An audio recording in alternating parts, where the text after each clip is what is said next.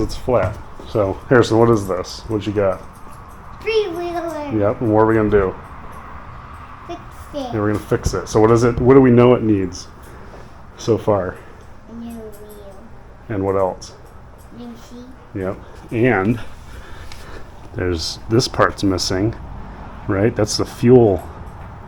There's a little lever supposed to be there to pick the fuel. And the ignition coil is missing. So I think if we take it apart, we'll be able to find all the missing stuff and we can make a list. And then everything else we can make it clean because it's so dirty, right? Yeah.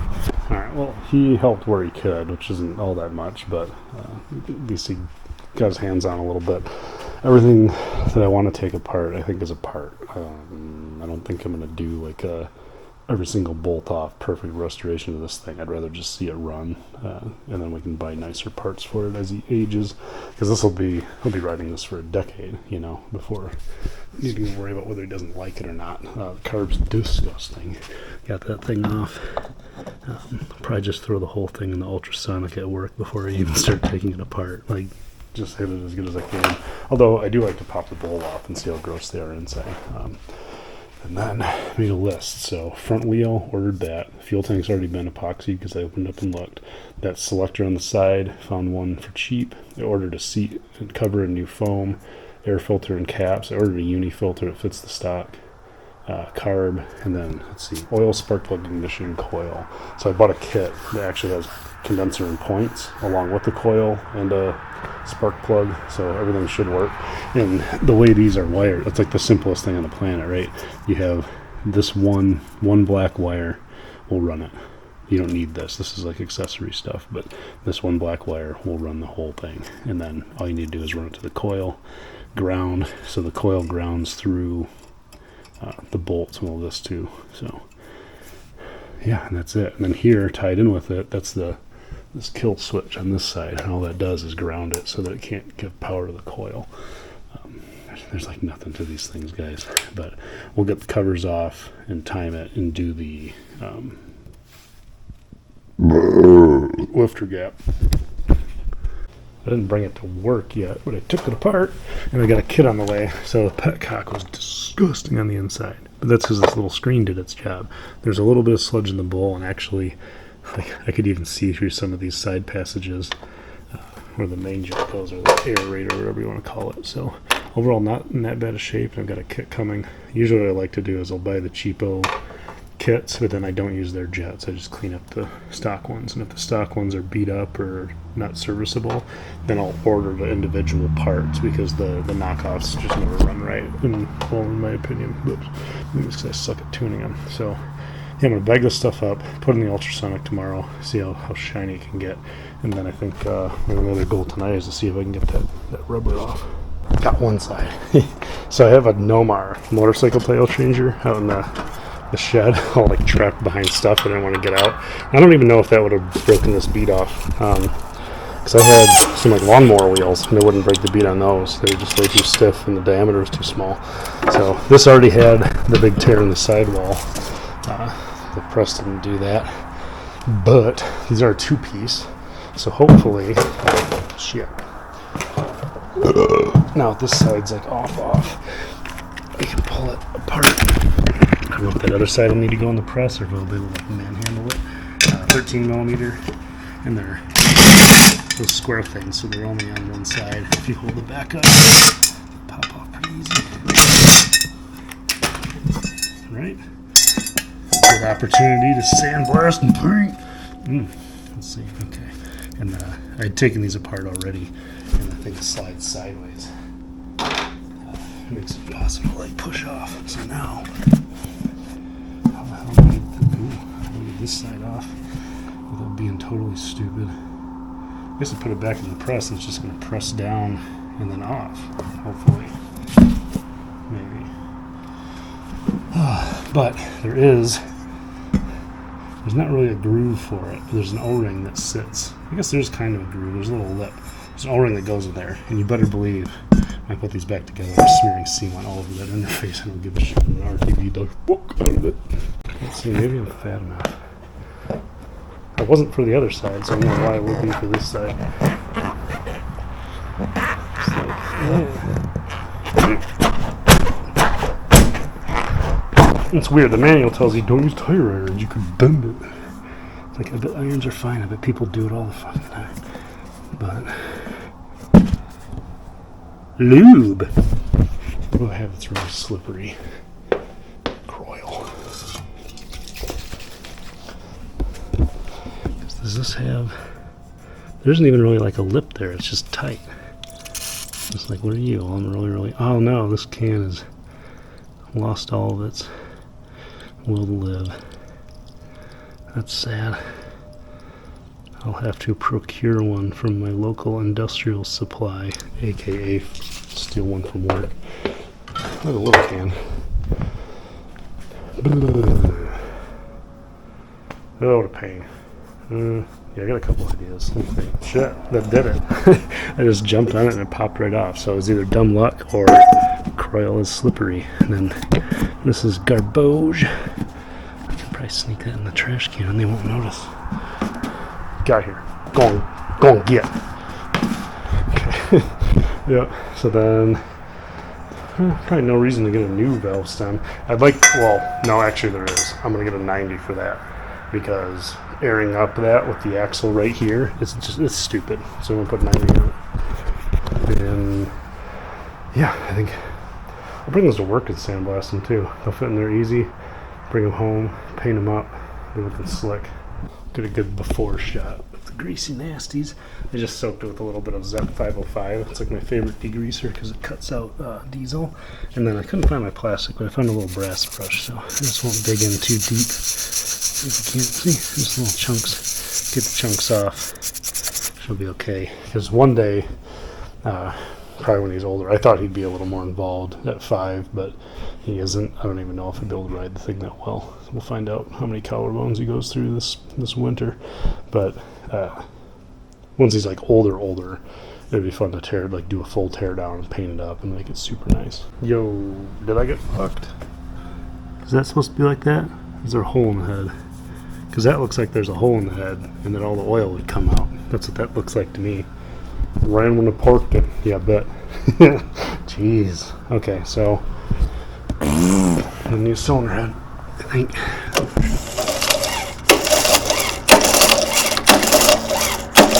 I don't see it doing anything, but I don't think there's supposed to be a hole there. Like, that's not natural. And it's not going to hold oil on. So, yeah, I think, here's where my brain goes. If we get in the cylinder head and we rebuild it, right? We get a piston and rings and we hone it. Yo, wait one. Look at hole.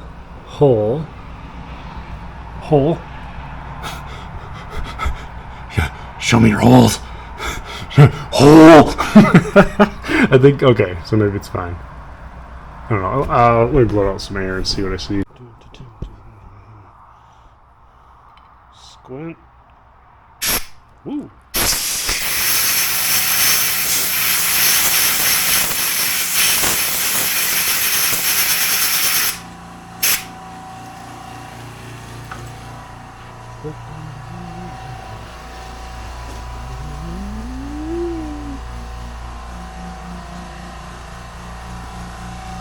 Oh, yeah. It's just a hole in the casting. Well, that's cool. That makes my night better. I thought for sure. Plus, it's getting kind of loud. Better return it. God, that put me in a panic for a minute. But at least I found that guy. And this is the stud snapped. I need my light back. It might be. I might need to try to extract a exhaust stud.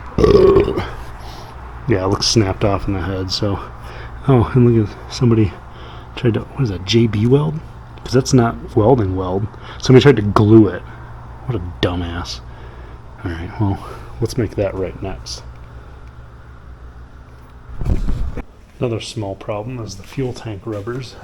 And part of me thinks, why would I buy one? Why? Like, why? All it needs to be is close enough. 12. 12 millimeter ID.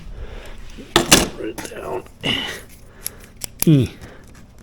12 ID. That's the out hole.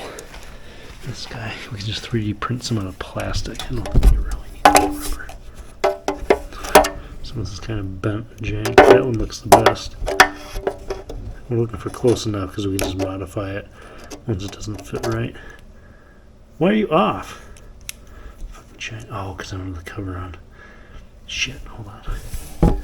Yeah, see? Even the battery cover is printed because mine was long gone, didn't fit well. But, zero it. So I don't want to know high. I didn't even know that's a fucking thing. You can do a high setting. How do I make that stop?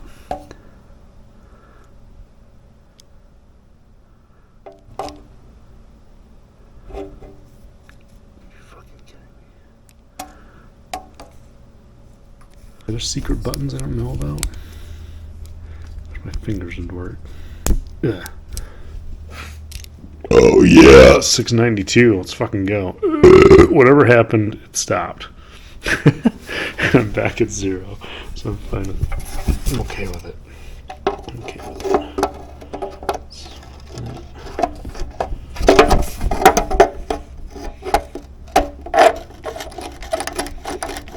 Almost 22. If I'm really mean to it, if I really want it to be tight, we're gonna do 22 to start. So 22 for the OD. 12 and 22. And then how thick should we make it?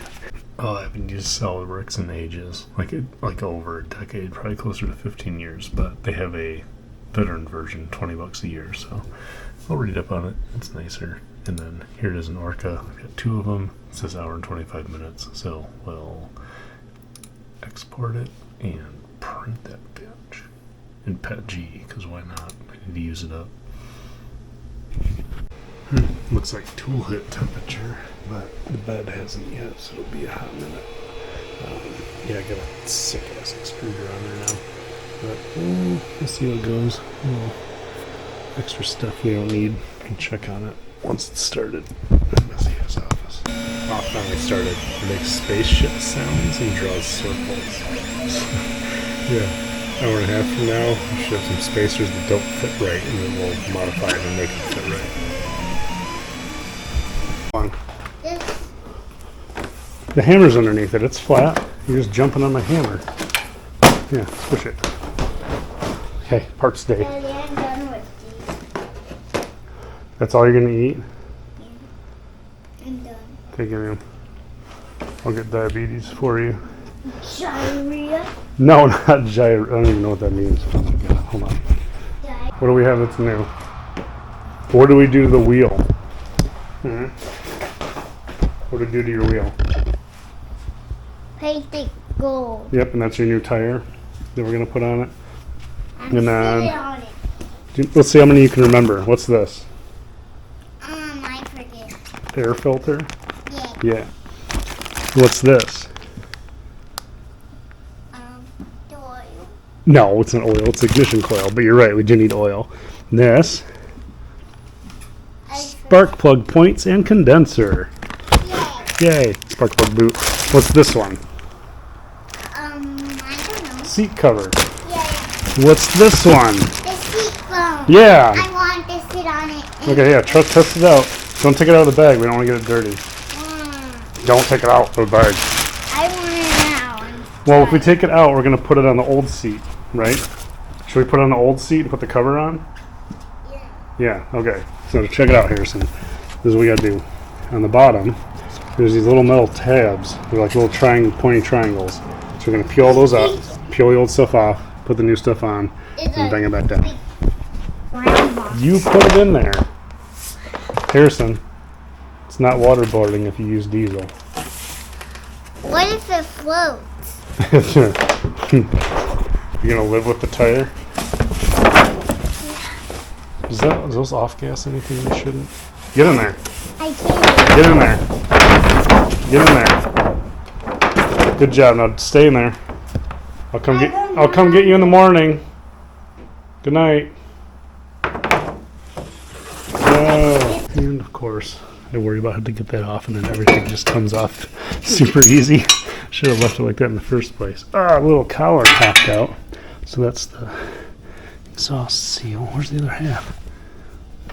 What? I saw it. I seen it. Oh boy. We'll look for that later. The point is, we have a stud and we have a not stud because that one's all hoop-a-jooped. So I'm going to try to extract that. I think it'll be kind of difficult, but I think with enough heat, it'll just come out. And then if this thing runs, I'll just get, I'll just pay for a nice exhaust because I have a job. Who cares? Oh yeah, and then my keen reminder that somebody JB welded it and there's parts missing. But I think if I can find the other part of that sleeve and use the right stuff, not JB weld, it'll actually seal. But I do need to drill a little hole in this so I can get an extractor in it. And once I can extract it, because I have a drill hole, it'll get all hot. Wait, why'd that chip? Oh, do they fill this with JB too? I hope so. It's easier to remove than metal. Oh my gosh, you guys. The only thing that saves me here is that it was $500 and the plastics cost that much. So, whatever.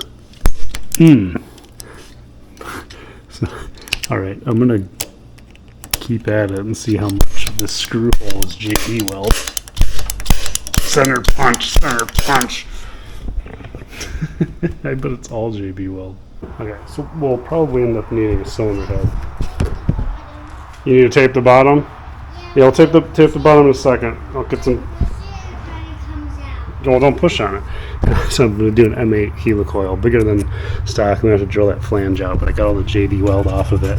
It should really be, right, this is going past that lip. Everything kind of clamps together, so I'm just going to copper spray the crap out of it. A little early in the morning, I'm going to do a bike ride later with my diode. But I got the seat cover on, so that's ready to go. And then now mechanically, I'm just going to work my way from the inside out. So the deepest thing I have is to do the points in the condenser, which are under the flywheel. And surprise, surprise, I had a flywheel puller. I don't know if I have that left over from my XR or what. It was just in my box that I used to keep dirt bike tools in. So that's good news. But really, this thing just you just thread it in, and it's reverse thread thing. Yeah, reverse thread that way. I need two hands to do it. But really, you just thread it in, and then you push this in, and it pulls the thing out.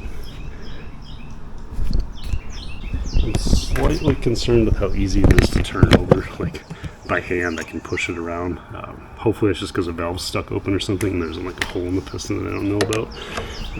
But we'll see. Everything that I'm doing to it. Jeez, Pete. Everything I'm doing should guarantee that it runs. So if it doesn't, I'm gonna have to give a compression check. Okay, so that went. So now it's coming out. And usually, sometimes you don't even need to keep screwing at it like this. It's just off. And of course, there's magnets in there. Let go. Let's see if we can. Come on, buddy. Gee, that's a squeeze. It's supposed to be a certain way.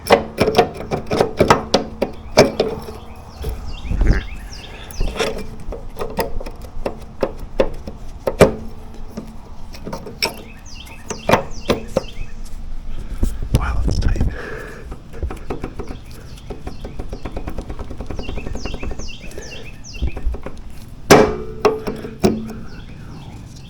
What's that even catching on? Maybe I'm just dumb. Cover off, came right off. So that must just be how they want you to do it. I think it's silly, but whatever. They can also check, the chain's pretty loose. Probably see what the spec is, or just tighten it by feel. I don't think it should deviate that much. It's not going to bust a tooth, but proper tension, more better. So here's point and condenser. I got new ones. Came in the tune-up kit, so it's points, condenser, and a plug for $17. I think that's a pretty good deal. Looks like I got to do some soldering, so I moved that little sponge thingy. I don't know what that's really for. And then there's 3 wires, one that goes over to the points, 2 to the coils, and they're pinched by these. These are folded over and then they're soldered. So time to get the soldering iron out. And if I had to guess, they're not supposed to touch the outside case as well. So we'll pull the points off and I'll desolder the condenser, put the new one on. Probably should have filmed more of that, but this isn't really instructional. Can you see it? Yeah. See how solder is like on the actual tab itself. You want to make sure to get enough heat in there that you're not just making a cold joint. And then reattach the points. They're nowhere near touching, but that's okay. We'll adjust them once the flywheel's back on. And then it looks like let's see, rotates this way. And see, I can turn that by hand, but not all the way, so there is some kind of compression. So it'd be nice to have, okay, that key's basically straight up and down. There's not much of a lip there for this to go back on and actually feel it well. But yeah, there's our keyway. Let's see how it does. Oh yeah, key took well. So this probably has some kind of a torque value. I'm gonna look that up. Okay, I'm not following the manual, so you can see the points in there. You can see a screw, and there's like a slot. I wonder if I can set this just right. Balance. Balance on a round peg. Nah. I really need to find my headlamp. You can kind of see it. But if you loosen that screw just a tiny bit, the Phillips one, not a ton, just a little, then when you take a flathead, you can see these slots right here. Now I can go all over the place, right? And I know that if I'm around here, this should be the biggest gap that it has. So we're going to try to set them to 0.012, because if you go off of the F mark, usually you end up way too advanced, I think, if I remember right. Yeah, 0.14. So try to somewhere between 0.12 and 0.16. And always make sure you have ridiculously long feeler gauges, because they're the best. Found these at a garage sale. Okay, awesome bike ride. It was a really nice temperature. Leaves everywhere.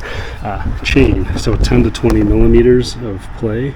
So if you're looking at like this is straight, and then there's 10, because the chain's basically 10 millimeters wide. There's 10 and like almost a 20. So really we want some more. 2 bolts. One of them, I think they're 14s. I found all the Japanese stuff tends to be 12 and 14, and then all the German stuff is 11 and 13. But yeah, okay. Stop. I loosened the bottom a little bit already, just to make sure I have the right size.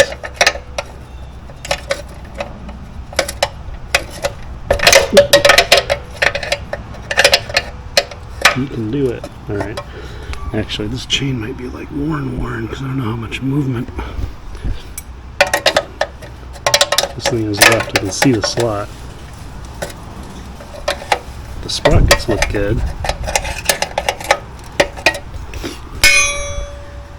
Okay, there it moves. Yeah, and there's a little bit left. So like there, it's pretty tight. Balance that with my leg. Come on, boy. Yeah, that seems decent to me.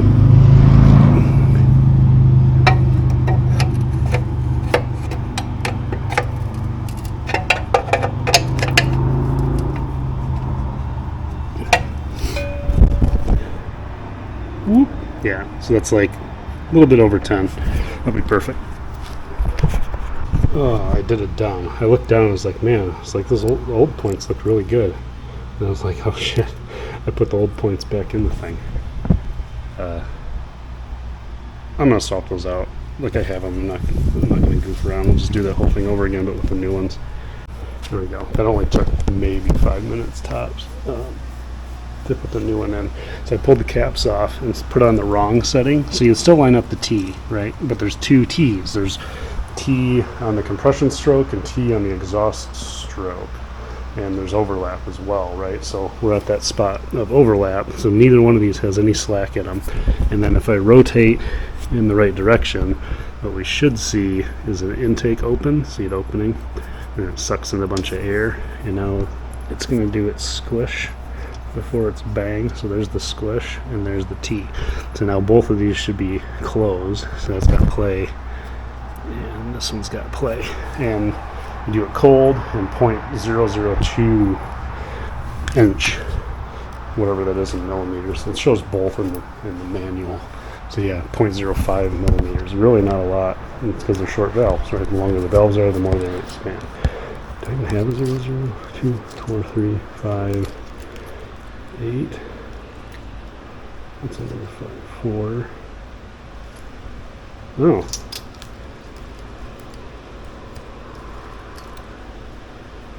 Dang, man, my teeny tiny, my long boys don't go to 002. I gotta find some different feeler gauges.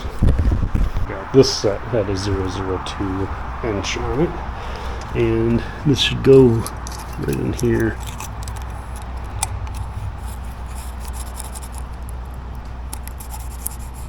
It seems okay. I'm gonna check both of them. Yeah, so they actually both felt good, like really good. And these, I'm used to having a slot for like a screwdriver, but really this hex on top, you loosen that, and then you would adjust the other part until the feel is good. You want just a little bit of drag as you move the thing in and out, and then you tighten that, locking that back down. So maybe this really did run when it was parked. Maybe. I doubt it. It probably did, and then he started stealing stuff off it.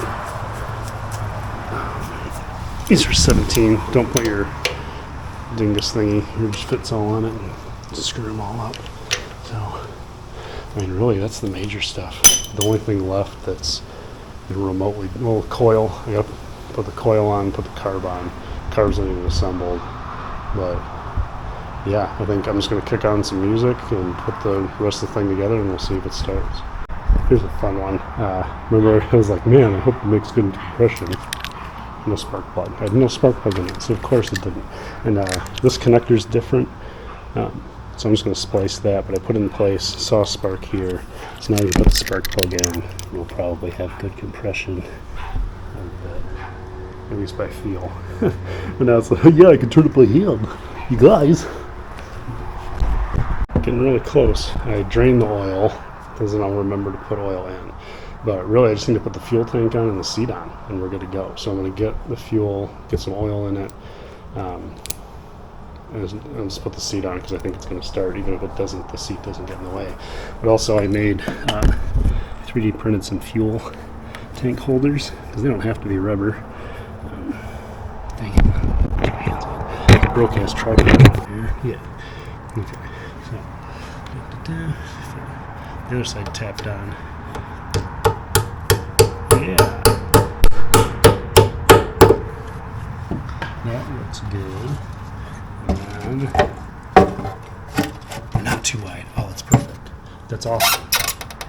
If it doesn't squeak too much, it's PETG, which is a material I dislike, but I like better now with the new printer. Dominic loves this stuff, but he's weird. So. Okay, I know it's sparked before. I'll have to zip tie this up somewhere. Now carb's on, fuel's on, carb's overflowing because the float's whatever, who cares. Let's put something into that because maybe once it starts vibrating that'll seal. If it doesn't, we might have to put the new one in. I just want to see if it'll.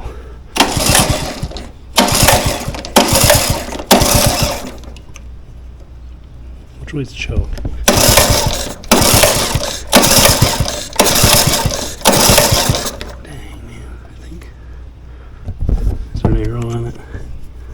Choke. I think up is choke. Wait.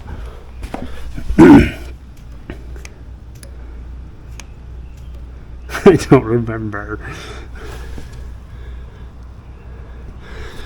Well, let's see. I know it was sparking. If that's overflowing though, hopefully it's not flooding into the engine.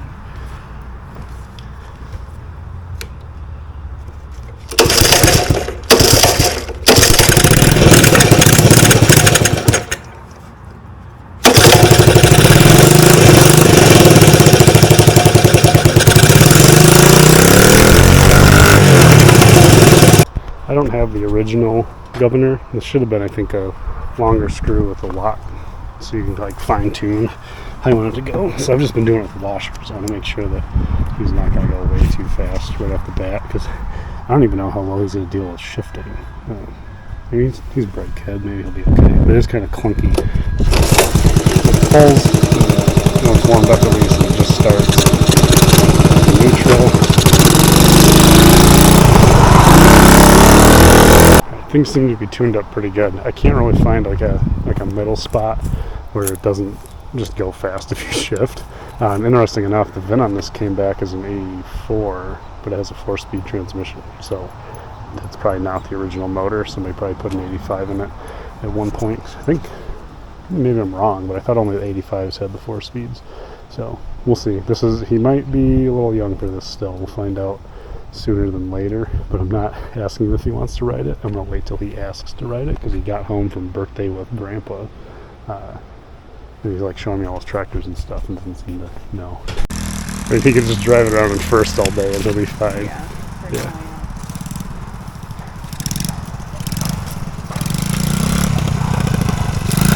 Drive by high five.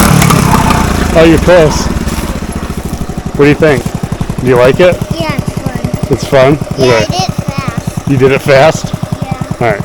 You can ride it all you want, but make sure you stay in the backyard, okay? Don't go in the front yard. I want to make sure I can see you. Oh, you shifted?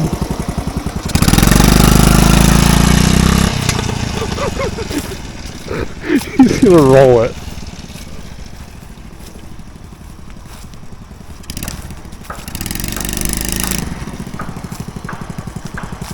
So Harrison, hey, you want to see a trick? So you know how you put it in 2, right? If you want to start easier, go back up. Now you're in 1, and don't do it yet. Drive a little bit and then click it down.